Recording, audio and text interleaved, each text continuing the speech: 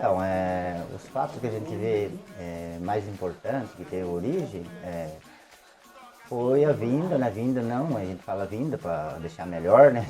Mas foi trazido, né? Essas famílias, um sítio aqui em Riversul, onde meu avô veio junto com essas famílias. E ali vieram para trabalhar, né? Como escravo, né? Como já eram, daí depois da abolição, né? Do escravo, daí foi abandonado o serviço, né? Não tinha mais como trabalhar as pessoas, né? Que eram os donos, nos casos, né? Não tinha mais como explorar esse serviço. Daí diziam, né, os mais velhos, que doaram a fazenda aos negros, né? E eles ficaram lá, boa parte morreram, deu epidemia de maleita, morreram. Dizem, né, que nem enterrado alguns foram nesse lugar ali. E meu avô foi um deles que saiu de lá antes de morrer, no caso, né? Ele e mais 3 irmãos. É que um é aqui, estão em Itaporanga, acho que uns deles. Mas aí veio na Morro Vermelho, ele trabalhar ali, Campos de São Pedro. Veio ele, a esposa dele, e ali formaram uma família ali. E ele trabalhou, inclusive até aqui, pertinho aqui, da onde nós estamos aqui, divisa com esse bairro aqui, por isso que esse bairro levou o nome de Pedra Branca. Ele cortou madeira ali, nos Campos de São Pedro, que dizia, né?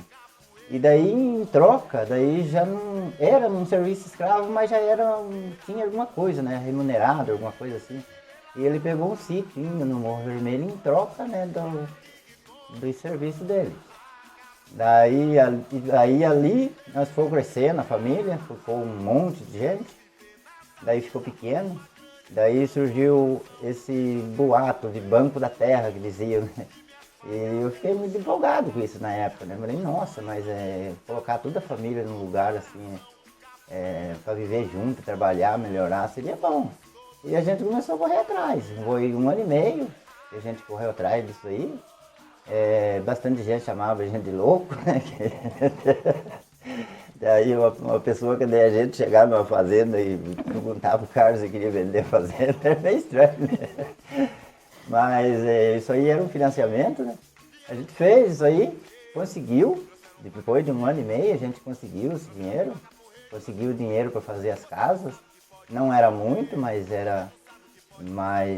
deu para fazer. De uma certa maneira lá a gente trabalhou bastante, né? Que isso desse para fazer as casas, né? E daí reunimos a família nossa e estamos aqui. Depois de um certo tempo, daí que a gente começou a lembrar, depois que estava aqui. Por que meu pai falava tanto, contava muito essas histórias que eu estou falando assim, né? Eu falei, poxa vida, né? Mas por que ele gostava de falar isso para mim, né? Daí que a gente começou, um dia, na Casa da Agricultura, por incrível que pareça, nós estávamos olhando os documentos para fazer um CARD, e foi visto a certidão de óbito do meu avô, e a partir daí o Gogo começou, ele falou, olha, vamos ver esse negócio aqui que... Falei, vocês são remanescentes de quilombo. Falei, a gente sabe, mas a gente não tem dinheiro para fazer isso. E ele, um pouco do bolso dele, um pouco do recurso dele, ele ajudou a correr atrás. Daí, conforme essa historinha que eu contei ali, meio resumindo ali, daí foi para Palmares. Mas daí lá, nem pediram, só pediram foto do documento, mais foto do vô. E daí, deu o que deu, né? Daí... já reconheceram, né? Deram alto reconhecimento de remanescente de quilombo.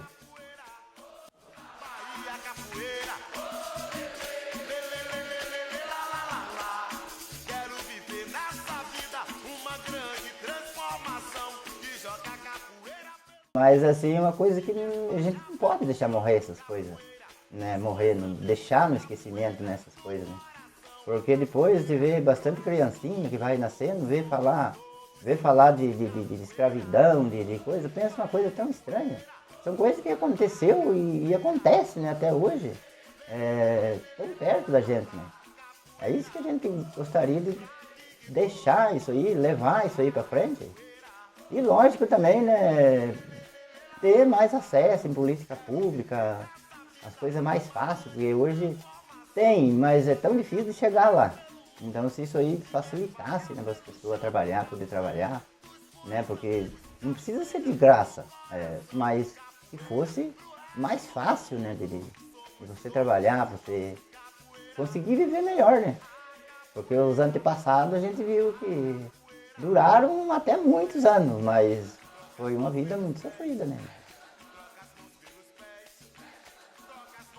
Bom, essa comunidade hoje, para mim, no meu ponto de vista, ela é a melhor coisa que aconteceu aí nos últimos 22, 23 anos.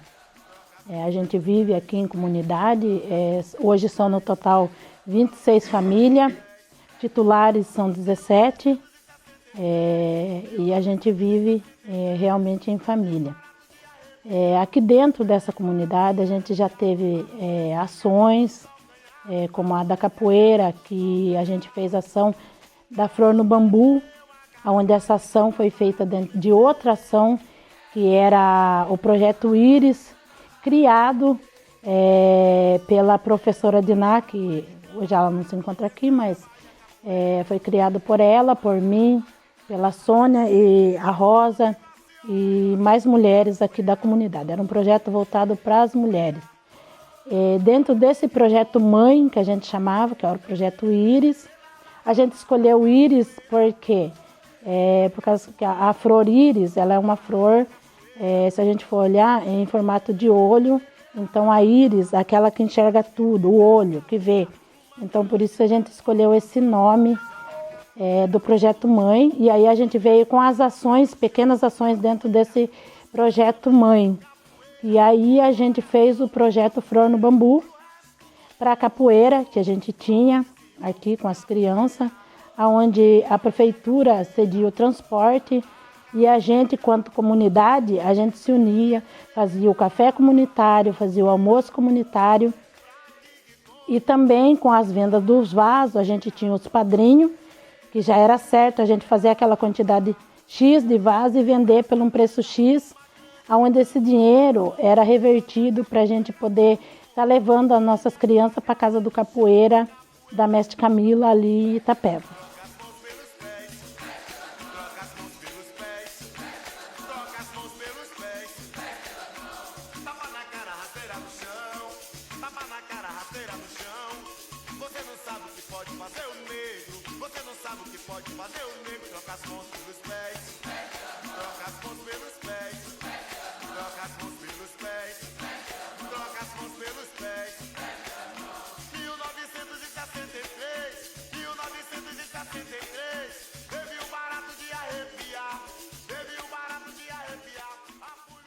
Ai, os sonhos são muitos. Os sonhos são muitos. A gente sempre se pega falando, né? Eu acho que um dos maiores sonhos da gente aqui dentro é a gente conseguir arrumar um trabalho onde a gente não precise sair para trabalhar fora, onde a gente não precise trabalhar muito para ganhar pouco, onde a gente seja reconhecido dignamente. Eu acho que esse é o maior sonho, né? Que a gente possa assim, se unir mesmo com algo que vale a pena mesmo, que todo mundo olhe e fale, é isso que eu quero, é isso que vai me render o meu dinheirinho, um dinheiro justo, digno. Eu acho que esse é o maior sonho que a gente busca aqui dentro hoje. Então, como a gente foi reconhecido remanescente de quilombola, a gente sabe que a gente tem os nossos direitos, porque é de direito da gente. A gente não está querendo nada que seja dos outros, mas aquilo que é nosso, a gente procurar batalhar e correr atrás desses direitos para a gente poder estar investindo em alguma coisa para nós, para fazer jus àqueles que sofreram tanto lá atrás, né? Foi tanto sofrimento e a gente queria que eles estivessem aqui hoje, né? Para eles verem o quanto já evoluiu. Mas, infelizmente, isso não é possível. Mas a gente está, e enquanto a gente tiver, acho que a gente tem que lutar por melhoria, né, da comunidade no geral, independente se é negro ou se é branco, mas está aqui dentro, porque a gente reconheceu os brancos como quilombola aqui dentro.